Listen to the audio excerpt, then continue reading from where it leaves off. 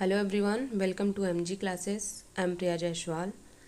हम क्लास 7 की एनसीईआरटी जिसमें आपका चैप्टर 3 देख रहे हैं और शीर्षक है दिल्ली के सुल्तान। मैं आपका ये चैप्टर 3 पार्ट में डिवाइड कर रही हूँ।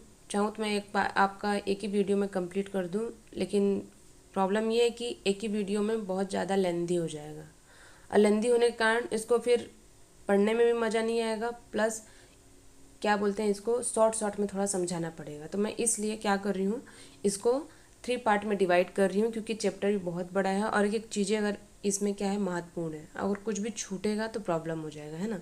इसलिए इसको 3 पार्ट में डिवाइड कर रही हूँ। इसका हम पहले पार्ट देख चुके हैं, सेकेंड पार्ट आज देखेंगे, ठीक है। और इसमें कुछ है चीज़ें हैं जो बुक में नहीं दी गई हैं, जैसे दिल्ली सुल्तान का जो विस्तार है ना, उनका जो साम्राज्य का जो विस्तार रहा है वो कितना रहा है, कैसे रहा है, तो वो कुछ पार्ट है जो इसमें नहीं दिया गया है, बाकी सब है इसमें, ठीक है। कुछ एनसीईआरटी बुक्स में है, कुछ एनसीईआरटी बुक्स में ऐड नहीं है, तो इसलिए ध्यान देंगे। ये जो मैं पढ़ा रही हूँ इसमें तो एक छोटा सा पार्ट है जो दिल्ली सल्तनत का जो विस्तार है, तो वो क्या है, जो साम्राज्य है इसका थोड़ा सा पार्ट इसमें नहीं है। ओके, तो चलो स्टार्ट करते हैं। इसमें हम देखेंगे, कल हम देखे थे इसमें आपको जो रजिया के बारे में देखे थे, जो उनका शासन 1236 से स्टार्ट था और उसके बाद 1240 में उन्हें सिंहासन से हटा दिया गया था, ठीक है। उसके बाद हम देखेंगे रजिया के बारे में ही। इसमें बताया गया है रजिया के विषय में मिन्हाज के जो विचार थे क्या थे, ठीक है। उसमें बताया गया जो रजिया के विचार थे क्या थे, और इसमें भारतीय शासकाओं ने क्या किया है इसमें। तो फर्स्ट इसमें बताया गया है जो मिन्हाज थे, मिन्हाज सिराज, उनका सोचना था कि ईश्वर ने जो आदर्श समाज की व्यवस्था बनाई है, उनका मानना था जो ईश्वर ने आदर्श समाज की व्यवस्था बनाई है उसके अनुसार स्त्री और पुरुष के अधीन होना चाहिए, यानी जो स्त्री हैं उनको पुरुष के अधीन होना चाहिए, और रानी का शासन इस व्यवस्था के विरुद्ध जाता है।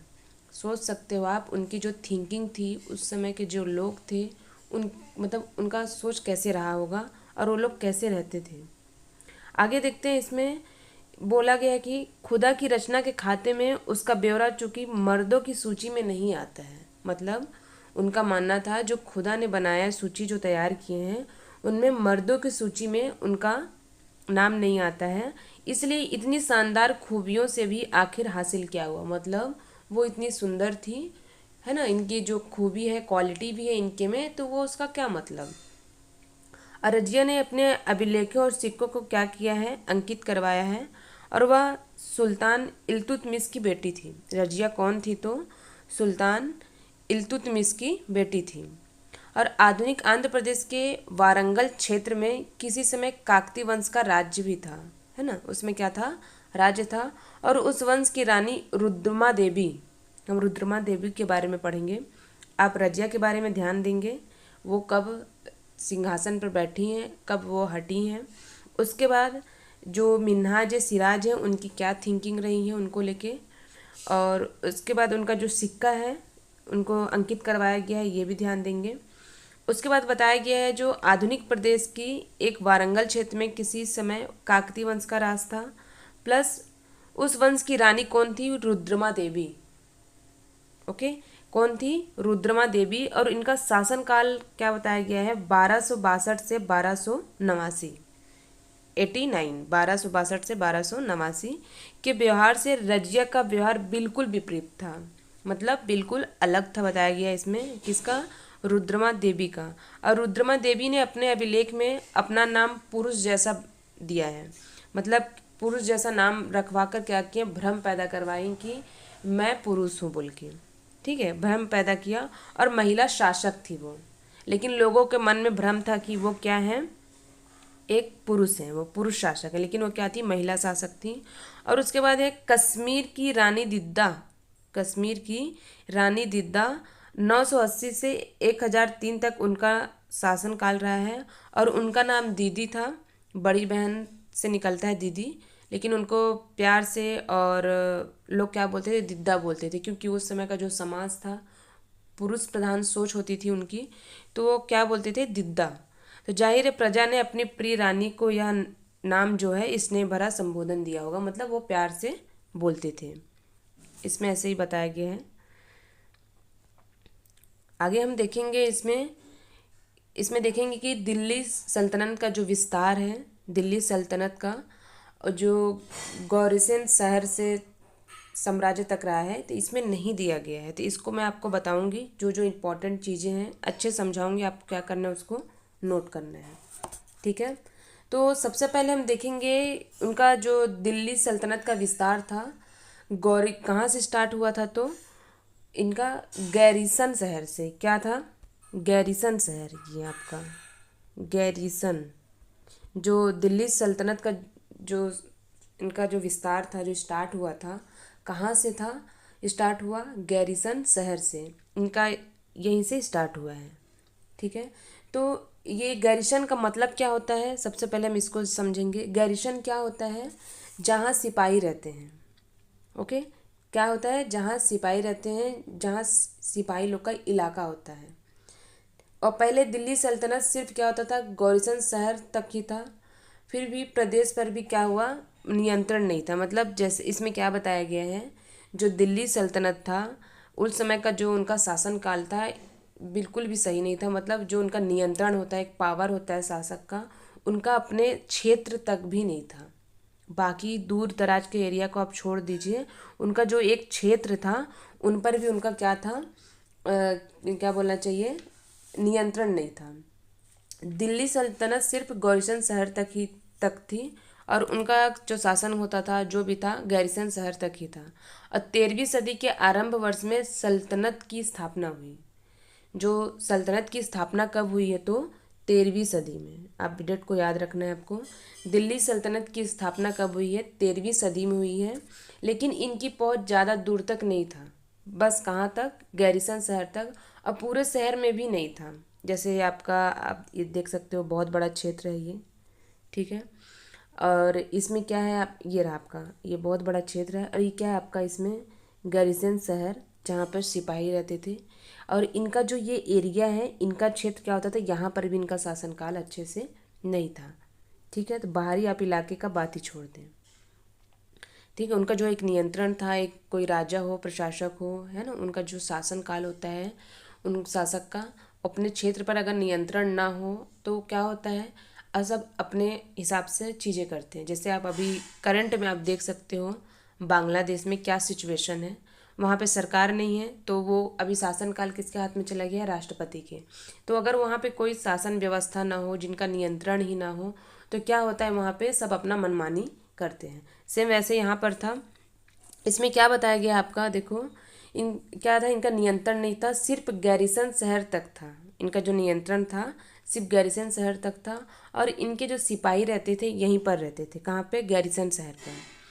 और इसमें बताया गया है भीतरी प्रदेश पर भी नियंत्रण नहीं था। भीतरी प्रदेश कैसे देखेंगे, देखो, जैसे ये एक एरिया क्षेत्र है, ओके, और यहाँ पर क्या होते हैं, सिपाही रहते हैं।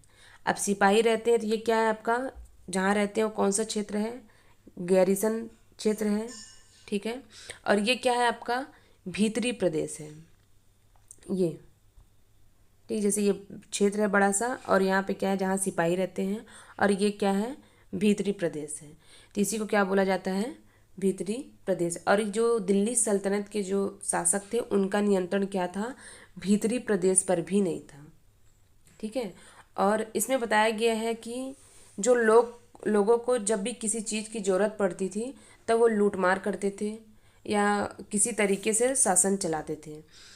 अब जाहिर सी बात है, कोई राजा, उनका नियंत्रण नहीं है, तो अगर उनको किसी चीज़ की ज़रूरत पड़ेगी लोगों को, तो क्या करेंगे, वो लूटमार करेंगे। और उसके बाद क्या बताया गया, देखो, दिल्ली के अलावा जो दूर के क्षेत्र में थे उन इससे भी ज़्यादा बुरा हाल था।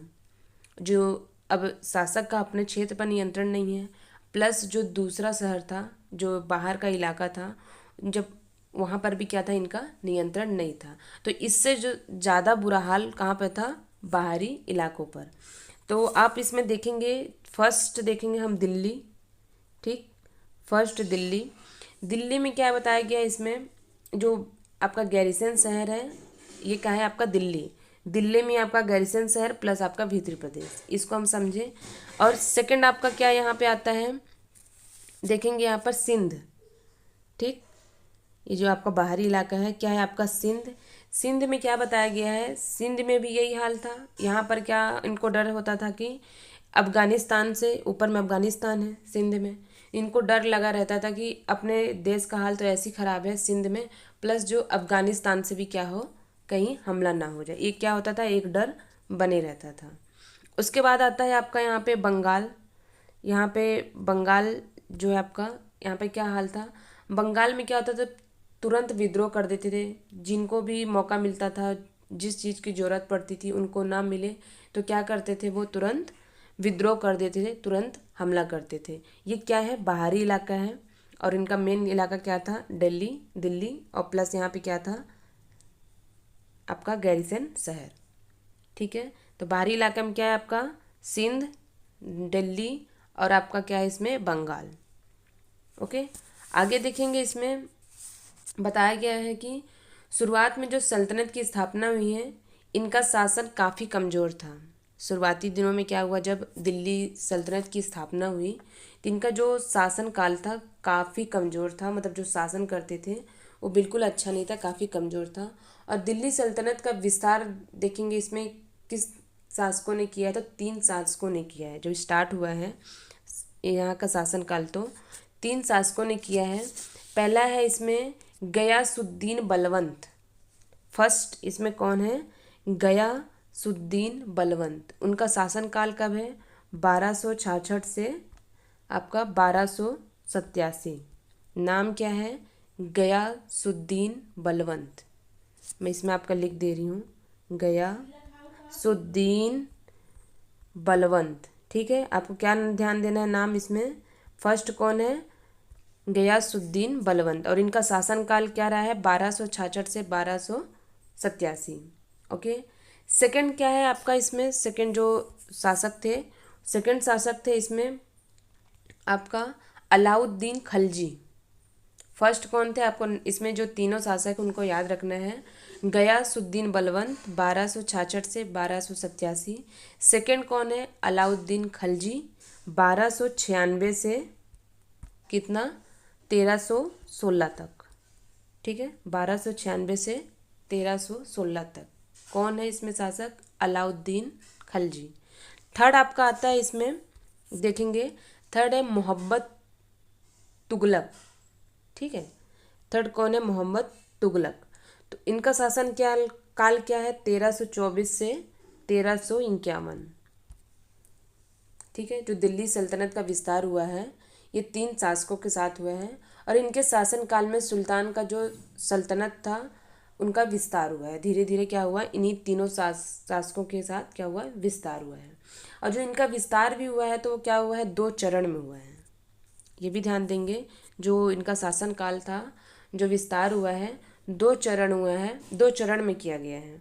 फर्स्ट कैसे किए हैं देखो, 2 पार्ट में मतलब डिवाइड करके क्या किए हैं, शासन का विस्तार किए हैं। फर्स्ट अपने जो इनका भीतरी इलाका है, जो इनका भीतरी इलाका है उस पे पहले इनका शासन जो अपना नियंत्रण है उस पे अपनाए हैं।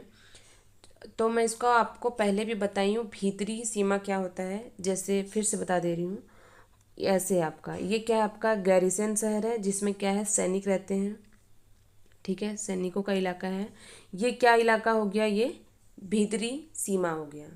ठीक है, तो ये जो ये भीतरी सीमा है, भीतरी सीमा को मजबूत करने की व्यवस्था किया गया इसमें। सबसे पहले अपना जो इलाका है उसको मजबूत करो, उसके बाद क्या करो, धीरे धीरे बाहर। तो सबसे पहले क्या किए हैं लोग, अपना जो इलाका है उस पर अपना नियंत्रण स्थापित किए हैं। उसके बाद क्या किए ये, जैसे इसमें आप देख सकते हो कि जो गंगा यमुना दोआब क्षेत्र है इसमें, है ना, जो भीतरी इलाका है उसमें क्या है, इनका गंगा यमुना दोआब क्षेत्र है।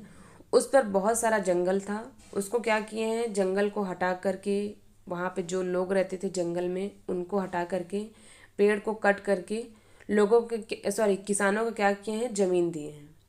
मतलब जो यहाँ पर गंगा यमुना का दोआब क्षेत्र है वहाँ पे क्या था, कई सारा पेड़ है, जंगल है। अब जंगल है तो जाहिर सी बात है वहाँ पर भी कई लोग रहते होंगे, उनको क्या किया गया है, वहाँ से हटाया गया है और उसको कट करके जो वहाँ के किसान लोग हैं उनको रहने के लिए वहाँ पे दिया गया। अब इसमें भी एक लॉजिक है, अब रहने के लिए दिए हैं तो जाहिर सी बात है यूं ही तो नहीं दिए हैं रहने के लिए। अब किसान वहाँ रहेंगे तो क्या होगा, वहाँ पे खेती करेंगे, है ना, खेती करेंगे। अब खेती करेंगे तो क्या करेंगे, वहाँ पे जो राजा हैं, वहाँ के शासक हैं, वहाँ से इन लोगों से, किसानों से क्या करेंगे, कर वसूलेंगे। ठीक। अब कर वसूलेंगे तो क्या होगा, राज को अच्छे से चलाने में मदद मिलेगी। जो बाहरी लोग होंगे उनको हटा करके क्या किया गया है, जो वहाँ के किसान लोग हैं उनको रहने के लिए जगह दिया गया, ताकि वहाँ पे वो किसानी यानी सॉरी खेती कर सकें। और उसके बाद क्या करें, वो खेती करेंगे, फसल अच्छा होगा तो क्या करेंगे, कर देंगे किसको, राजा को। राजा क्या करेगा, अपने क्षेत्र को अच्छे से चलाएगा, है ना। तो धीरे धीरे सबसे पहले स्टार्ट किए कहाँ पे, भीतरी सीमाओं पे। उसके बाद नियंत्रण स्थापित किए किसमें, व्यापारिक मार्गों पर, जो काफ़ी ज़्यादा ज़रूरी है उसमें। तो व्यापारिक मार्गों पर नियंत्रण किए हैं इसमें। और व्यापारिक मार्गों पर सुरक्षा देने के लिए नए शहर किले बनवाए गए। सबसे पहले क्या किए हैं, व्यापारिक जो एक क्षेत्र है, जो इलाका है, उसको क्या किए हैं, वहाँ पर लोगों को सुरक्षा देने के लिए नए किले बनवाए गए हैं। किले बनवाएंगे तो क्या होगा, सुरक्षा होगा, लोगों को रहने के लिए वहाँ पे, है ना, देख रेख में मदद मिलेगी, इसलिए क्या किया गया, वहाँ पर किला बनवाया गया है। सेकंड क्या है आपका, बाहरी सीमा पर नियंत्रण। ठीक है, सबसे पहले क्या है आपका, भीतरी इलाका। फिर क्या है, व्यापारिक मार्गों पर नियंत्रण, जो व्यापारिक एरिया है, जो आना जाना है ना, तो वहाँ पे क्या किया गया है, किले बनवाए गए हैं देख रेख के लिए अच्छे से। उसके बाद क्या है, बाहरी सीमा पर नियंत्रण है। तो जो बाहरी सीमा पर नियंत्रण यानी क्या है आपका, दक्षिण क्षेत्रों तक तरफ है, जो दक्षिण इलाका है, तो दक्षिण क्षेत्रों के तरफ क्या किया गया है, विस्तार है। उसके बाद क्या है, इसमें चीज़ें देखेंगे, दक्षिण क्षेत्रों पर नियंत्रण है, और क्या है, जंगली इलाकों पर है, मतलब जो जंगली एरिया है उस पर भी क्या किए हैं, नियंत्रण स्थापित करने के लिए सोचे हैं, है ना। यानी बाहरी क्षेत्र है इस पर, तो जाहिर सी बात है जो जिन एरिया पर वो क्या किए, अपना नियंत्रण स्थापित किए, उसके बाद क्या है, बाहरी इलाकों के तरफ ध्यान दिए हैं। तो उसमें बताया गया है जो अलाउद्दीन खिलजी ने महत्वपूर्ण अभियान चलाया इसके लिए किसने अभियान चलाया, तो अलाउद्दीन खिलजी ने। तो जो महत्वपूर्ण अभियान चलाया इसमें दक्षिण भारत की तरफ, लेकिन क्या किया इसमें, मोहम्मद तुगलक के समय में ये अभियान काफ़ी, मतलब एक चरम सीमा बोलते हैं ना, कि काफ़ी गर्मा गर्म माहौल था, वैसी है। तो वही बताया गया इसमें, दक्षिण भारत की तरफ जो मोहम्मद तुगलक हैं उनका जो अभियान था काफ़ी चरम पर था। सेकंड क्या है, इसमें आगे बताया गया है, शुरुआती समय में दिल्ली जो सल्तनत की सेना थी वो काफ़ी कमज़ोर थी स्टार्टिंग में, जब उनका अपने इलाके पर क्या है, नियंत्रण नहीं है, तो जाहिर सी बात है उनका क्या होगा, नियंत्रण न होने का रीज़न क्या है, उनका जो शुरुआती समय में जो दिल्ली सल्तनत की जो सेना थी वो काफ़ी कमज़ोर थी। तो जब गैरिसन शहर तक शासन था, उसके बाद क्या है, मगर तुगलक के समय में विशाल क्षेत्र पर इनका नियंत्रण था। ठीक है, मतलब ये बताया गया है शुरुआती समय में इनका क्या था, जो सल्तनत का जो सेना था वो काफ़ी कमज़ोर था, है ना, काफ़ी वीक था। तो जब उसके बाद बताया गया जो आगे तुगलक के समय में विशाल क्षेत्र पर इनका काफ़ी नियंत्रण रहा है, मतलब धीरे धीरे वो क्या किए हैं, अपने क्षेत्र का विस्तार किए हैं, जो अपने जो सेनाओं को क्या किए हैं, मजबूत बनाए हैं। तो इनका क्या हुआ, विस्तार बढ़ते गया है। इस और तुगलक पे क्या हुआ, इनका काफ़ी नियंत्रण बढ़ गया, इसने सेना को काफ़ी मजबूत बनाया। क्यों, अब तुगलक पे क्या किया, इनका विशाल क्षेत्र पर इनका क्या हुआ, काफ़ी नियंत्रण था, बताया गया है। और नियंत्रण होने का रीज़न क्या है, इनमें जो अपना सेना क्षेत्र था उस पर क्या किया, काफ़ी मजबूती तैयार की है। जैसे एग्जाम्पल आप देख सकते हो, हाथी, है ना, इनकी जो सेना है, घोड़े, हाथी घोड़े जो गुलाम थे, और उसके बाद जो मूल्यवान धातु थे, ये सभी को क्या किए, इसमें सम्मिलित किए हैं, किसमें, सेना में। और ये जो अपने क्षेत्र को क्या किए हैं, मजबूत किए हैं, और इस सब चीज़ को क्या किया है, इसमें ऐड किया है, किसको, हाथी घोड़े गुलाम और मूल्यवान धातु, ये सभी को क्या किया, इसमें सम्मिलित किए हैं। क्या करने के लिए, अपने क्षेत्र पर नियंत्रण बनाए रखने के लिए, यानी अपने क्षेत्र पर जो नियंत्रण है उसको मजबूत करने के लिए। तो जितने चीज़ें बताई हूँ इस चीज़ को आप ध्यान देंगे। इसमें फर्स्ट आपका क्या है, भीतरी शहर का, उसमें इनका जो शासन काल था स्टार्ट हुआ था कहाँ से, गैरिसन शहर से। इसमें 3 शासक थे, आपका गयासुद्दीन बलवंत, अलाउद्दीन खिलजी, मोहम्मद तुगलक, ये 3 को आप ध्यान देंगे। उसके बाद क्या है, इनका विस्तार कैसे स्टार्ट हुआ है, 2 चरण में स्टार्ट हुआ। फर्स्ट भीतरी सीमाओं में, उसके बाद क्या किए बाहरी सीमा में, जो अपना एरिया है पहले उस पर क्या किए अपना नियंत्रण स्थापित किए, जैसे व्यापारिक मार्गों पर करके। उसके बाद जो भीतरी इलाका है उसको मजबूत बना करके, उसके बाद क्या किए बाहरी सीमाओं पर नियंत्रण किए। नियंत्रण कैसे किए हैं, जंगल को कट करके, जंगली क्षेत्र की तरफ ध्यान देकर, और जो दक्षिण का क्षेत्र है जहाँ पर थे दक्षिण एरिया पर भी क्या किए ध्यान दिए हैं। और उस पर नियंत्रण स्थापित कैसे किए, अपने जो सेना था बल था उस पर मजबूती करके, है ना, उसको स्ट्रांग बनाए हैं। कैसे, हाथी घोड़ा, है ना, जो घोड़े हैं और जो उनको पैसा चाहिए, मूल्यवान जो वस्तु चाहिए, उस सब पर अच्छा खासा मजबूती बना करके क्या किए अपना नियंत्रण स्थापित किए हैं। ठीक है, तो ये जो दिल्ली सल्तनत का शासनकाल था, ये जो विस्तार है दिल्ली सल्तनत का, इसको कैसे स्थापित किए हैं, ये जो मेन बेस था इसको देखे हैं हम। ठीक है, उसके बाद हम आगे देखेंगे इसमें मस्जिद के बारे में देखेंगे। ठीक है, इसमें मस्जिद को आप ध्यान देंगे, जो मस्जिद क्या है एक अरबी शब्द है, सबसे पहले इसको आपको ध्यान देना है। और इसका मतलब क्या होता है, अल्लाह की आराधना करना। ठीक है, क्या है, अल्लाह की आराधना करना। और एक साथ बहुत सारे लोग क्या करते हैं, इसमें लोग बैठते हैं और अल्लाह की क्या करते हैं, आराधना करते हैं। उसके बाद क्या है, जामा मस्जिद। जामा मस्जिद के बारे में भी बताया गया है। इसमें क्या होते हैं, एक इमाम होते हैं और जो मेन बैठते हैं, उसके बाद शुक्रवार के दिन उपदेश देते हैं। जो हेड होते हैं वहाँ पे मेन अच्छे खासे क्या बोलना चाहिए, पढ़े लिखे होते हैं, वैसे इमाम होते हैं, वो शुक्रवार के दिन उपदेश देते हैं, जिसे खुतबा कहा जाता है। ठीक है, क्या कहा जाता है, खुतबा। आप ध्यान देंगे ऐसे से जो चीज़ें हैं, जो वर्ड है, इसको पूछ लिया जाता है, क्या है ये, खुतबा। ठीक है, क्या है ये, खुतबा है। और इसका क्या किया ये है, ये धर्म से संबंधित उपदेश देते हैं। इसमें क्या होते हैं, सर्वश्रेष्ठ ज्ञानी व्यक्ति होते हैं, इनके समाज के मुस्लिम जो नमाज होते हैं जो पढ़ते हैं, उस समय मुँह क्या करते हैं लोग, पश्चिम की तरफ, मक्का की तरफ क्या करते हैं, इसको मुँह रख के इसको पढ़ते हैं। किबला के दिशा बोला जाता है ना, दिशा बोला जाता है, जिसको मक्का की ओर है। इसको आप ध्यान देंगे, खुतबा ध्यान देंगे, इमाम, जामा मस्जिद। ठीक है, ये सब चीज़ों को आप इसमें आगे ध्यान देंगे।